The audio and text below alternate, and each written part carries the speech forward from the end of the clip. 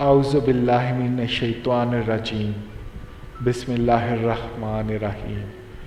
السلام علیکم۔ آج ہم پڑھیں گے یعقوب بن محمد خراسانی اور دو راہیوں کا واقعہ۔ اس میں ہمیں سبق ملتا ہے کہ ہمیں اللہ تعالیٰ کی راہ میں اور اللہ تعالیٰ کی رضا میں خوش رہنا چاہیے۔ کبھی وہ تنگ دستی دیتا ہے کہ آزما لے، اور کبھی ہمیں خوشحالی دیتا ہے تو اس کے ذریعے بھی آزما لیں۔ اسی میں ہم کو بتانا ہوتا ہے کہ ہم کس چیز کے قابل ہیں، اور اللہ تعالیٰ پھر ہمیں وہی چیزیں نوازتے ہیں۔ تنگ دستی میں اللہ کا شکر ادا کریں تو خوشحالی نصیب ہوتی ہے، اور خوشحالی میں اگر ہم اس کے ناشکرہ پن کریں تو پھر تنگ دستی نصیب ہوتی ہے۔ یعقوب بن محمد خراسانی سے مروی ہے، فرماتے ہیں کہ میں اپنے شہر سے صحت اور توکل کے ارادے سے چلا اور اسی حالت میں بیت المقدس تک پہنچا، اور بنی اسرائیل کے غار میں بہت دنوں تک رہا، کچھ کھایا نہ پیا، یہاں تک کہ موت کے قریب پہنچا۔ اسی حالت میں لوگوں کو میں نے سیر کرتے دیکھا، گندے بال اور گرد آلود تھے۔ میں ان کے پاس گیا اور سلام کیا اور پوچھا کہ تم کہاں جا رہے ہو؟ انہوں نے کہا ہمیں معلوم نہیں۔ میں نے پوچھا کہ کیا تم جانتے ہو کہ تم کہاں ہو؟ کہا ہاں، ہم اللہ کے ملک میں ہیں، اس کے سامنے ہیں۔ میں اپنے نفس کی طرف متوجہ ہوا اور اسے ملامت کرنے لگا اور کہا یہ دونوں راہب باوجود کافر ہونے کے توکل پر قائم ہے اور تو قائم نہیں ہوتا۔ پھر ان سے کہا تم اپنے ساتھ رہنے کی اجازت دے سکتے ہو؟ انہوں نے کہا بہتر ہوگا انشاءاللہ۔ چنانچہ ہم تینوں چلے۔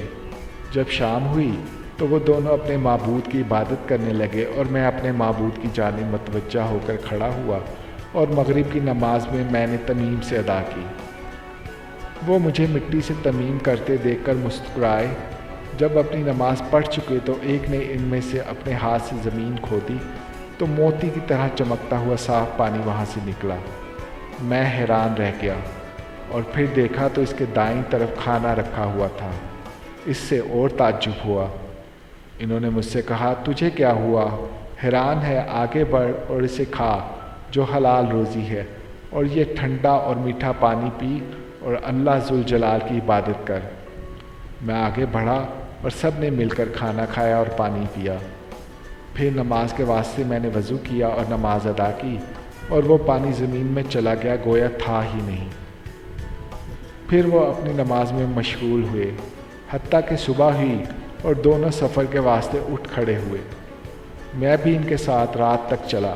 جب شام ہوئی تو دوسرا راہب آگے بڑھا اور نماز پڑھ کے چپکے سے کچھ دعا کی اور پھر اپنے ہاتھ سے زمین کھودی تو پانی کا چشمہ ویسا ہی جیسا کہ کل اس کے ساتھی کے کھودنے سے نکلا تھا نکل آیا، اور اس کے پہلو میں کھانا بھی رکھا ہوا تھا، اور مجھ سے کہا آگے بڑھ، کھاؤ پیو اور اپنے پروردگار کی عبادت کرو۔ چنانچہ ہم نے کھا پی کے نماز کے واسطے وضو کیا اور پانی اسی زمین میں چلا گیا گویا کہ تھا ہی نہیں۔ جب تیسری شب آئی تو انہوں نے کہا اے محمدی، یہ رات تیری ہے اور آج باری تیری ہے۔ فرماتے ہیں کہ مجھے ان کے اس قول سے شرم آئی اور دل میں ایک سخت حالت تیاری ہو گئی۔ میں نے کہا انشاءاللہ اچھا ہی ہوگا۔ پھر ان سے ہٹ کر ایک طرف گیا اور 2 رکعت نماز پڑھی اور کہا اے میرے مولا، اے میرے مالک، تو جانتا ہے کہ میرے گناہ بہت ہیں جن کی وجہ سے تیرے نزدیک میرا رتبہ نہیں ہے اور نہ میرا منہ اس قابل ہے، لیکن میں کریم بڑے مرتبے والے محمد کے وسیلے سے مانگتا ہوں کہ مجھے ان لوگوں کے سامنے شرمندہ نہ کیا جائے۔ جب میں دعا سے فارغ ہوا تو میں نے دیکھا کہ ایک چشمہ جاری ہے اور میرے پہلو میں کھانا رکھا ہوا ہے۔ میں نے ان سے کہا آگے بڑھ کر اللہ کے فضل سے کھاؤ۔ چنانچہ وہ آگے بڑھے اور ہم تینوں نے کھایا اور پیا اور ہر حالت میں اللہ کا شکر ادا کیا، اور اسی حالت میں رہے کہ میری دوسری باری آئی۔ پھر میں نے پہلے ہی کی طرح دعا کی اور پانی کا چشمہ نکل آیا اور کھانا بھی حاضر ہو گیا۔ جب تیسری باری آئی اور میں نے اسی طرح دعا کی تو 2 آدمیوں کا کھانا آیا اور انہی کا پانی آیا۔ میرا دل ٹوٹ گیا۔ انہوں نے کہا اے محمدی، یہ حادثہ تم پر کیوں پیدا ہوا؟ کیا تم اپنے کھانے پینے میں نقصان نہیں دیکھتے ہو؟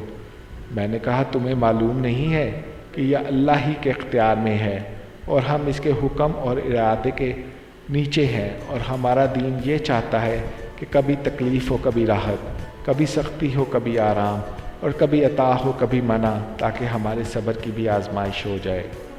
ماشاء اللہ۔ انہوں نے کہا اے محمدی، تم نے سچ کہا، وہ بڑا رب ہے اور اسلام اچھا دین ہے۔ اپنا ہاتھ بڑھاؤ تاکہ ہم کلمہ شہادت پڑھیں، اشہد ان لا الہ الا اللہ و اشہد ان محمد رسول اللہ، اور دین اسلام حق اور اس کے سوائے سب باطل ہیں۔ میں نے ان سے کہا اے بھائیو، کیا تم کسی شہر میں چلو گے تاکہ جمعہ اور جماعت میں شامل ہو سکیں، کیونکہ جمعہ حج مساکین ہے۔ انہوں نے مجھ سے کہا یہ اچھی رائے معلوم ہوتی ہے اور اچھا فعل ہے۔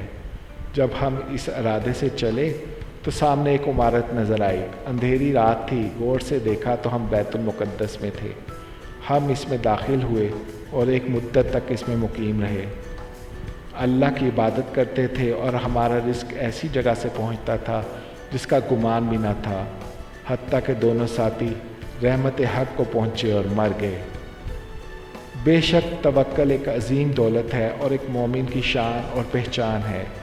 جیسا کہ اس واقعے سے ہمیں سبق ملتا ہے کہ ہمیں زندگی کے ہر موڑ پر صرف اور صرف اللہ ہی پر توکل کرنا چاہیے۔ دعا ہے کہ اللہ تعالی ہمیں بھی متوکلین کے صف میں شامل فرمائے۔ ہمارے اوپر ذرا سی بھی سختی آ جائے تو ہم اپنا توکل چھوڑ دیتے ہیں، خدا سے شکایتیں شروع کر دیتے ہیں، یہ بنا جانے کہ شاید وہ جو مہربانیاں ہم اپنے خدا سے چاہتے ہیں وہ ہمارے حق میں اچھی نہیں تھیں۔ تو اللہ تعالیٰ کے ہر فیصلے میں خوش رہیں اور توکل کریں۔ یقین جانیے اللہ تعالیٰ ان نعمتوں سے آپ کو نوازے گا جن کی آپ کو امید بھی نہ ہوگی، اور ان ذریعوں سے آپ کو آپ کا کھانا اور روزگار ملے گا جہاں پر آپ کو ذرا سی بھی امید نہ تھی۔ انشاءاللہ تعالیٰ ہمیں توکل پر قائم رہنے کی اللہ تعالیٰ توفیق عطا فرمائیں گے۔ آمین یا رب العالمین۔